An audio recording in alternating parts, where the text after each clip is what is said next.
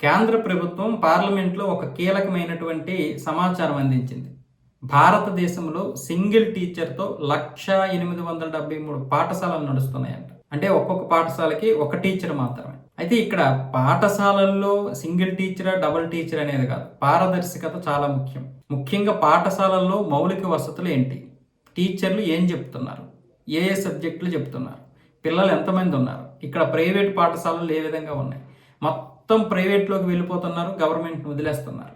దీని అంతటికీ కూడా అందరము బాధ్యులమే. ముఖ్యంగా ప్రభుత్వాలు వీటిని పట్టించుకోవడం మానేశాయి. ఫ్రీ పథకాలు ఇస్తున్నారు, తల్లికి వందనం అంటున్నారు, అలాగే అమ్మఒడి లాంటివి ఇస్తున్నారు తప్ప ఈ అమ్మఒడులు, తల్లికి వందనాల కంటే కూడా పాఠశాలల మీద దృష్టి పెట్టి పిల్లలు ప్రభుత్వ పాఠశాలల్లోనే అన్ని విధాలుగా చదువుకొని పూర్వ వైభవం వచ్చేలా చేయగలిగితే వాళ్ళ జీవితాలు మారుతాయి.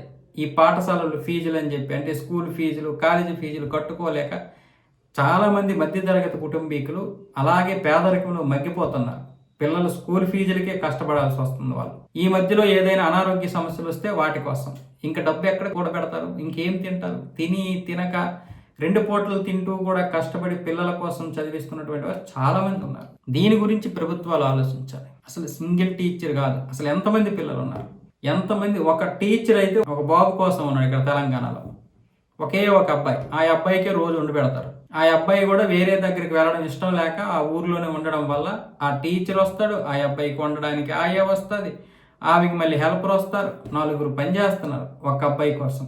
ఇలాంటివి మనం బయటికి తీయాలి. మొత్తం 1,08,900 పాఠశాలలో ఎన్ని ఉన్నాయి సింగిల్ టీచర్స్ అంటే ఇది కేంద్ర ప్రభుత్వం దృష్టి పెట్టాలి దీని మీద ఖచ్చితంగా. సమాచారం ఇవ్వడం మాత్రమే కాదు, దీని మీద సరైనటువంటి నిర్ణయం తీసుకోకపోతే రేపు పొద్దున యువత ఏమైపోతాయి? ఇంకా చదువుకు దూరమైనటువంటి యువత మన దేశంలో ఇంకా చాలామంది ఉన్నారు. వాళ్ళందరికీ చదువును దగ్గర చేయాలంటే ప్రభుత్వ పాఠశాలలే దానికి పరిష్కారం. దీని మీద ఇప్పటికైనా సరే మనం దృష్టి పెట్టకపోతే దీనివల్ల చాలామంది తీవ్రమైనటువంటి పరిస్థితులు ఎదుర్కోవాల్సి వస్తుంది.